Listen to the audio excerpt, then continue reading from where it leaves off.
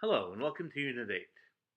We're almost at the end of the course now, and I'm sure you're relieved and also somewhat tired at the end of our very rigorous investigation and study of the development of drama all the way from the ancient Greeks in 5th century Athens to the early modern period.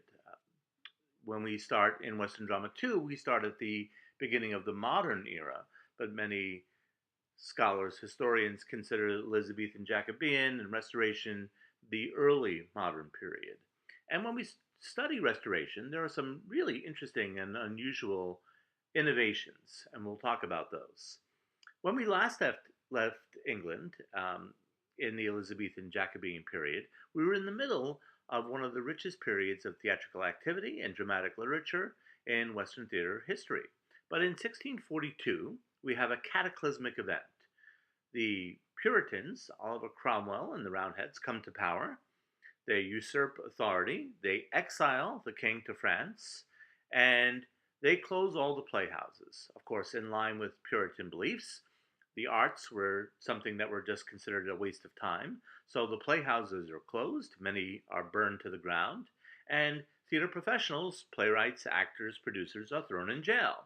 And we come to a screeching halt of theatrical activity right at the end of this really amazing, rich period of theater history.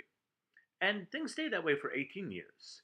In 1660, Charles returns, is restored on the throne, and we have a new period of history and a new period of drama, the Restoration period. And when we talk about Restoration drama, most of us only tend to think of one kind of comedy. And of course, we're going to study that. But one of the things we're going to talk about are the variety of innovations and new forms that come about during this Restoration period. There are new types of tragedy and several different types of comedy that come about. And of course, the pinnacle of the period are these comedies of manners, and we're going to read one of those in our investigation.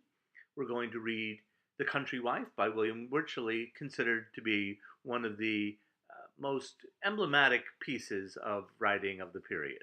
So I think you'll enjoy that greatly. And we're also going to talk about a variety of really interesting new innovations in the period, including indoor playhouses, the new Restoration Playhouse. And we're going to talk about the fact that suddenly we have women on the stage in England for the very first time. And we're also going to have a discussion, although unfortunately we're not going to read any of her works, about Afra Ben, our first professional woman playwright in Western theater history.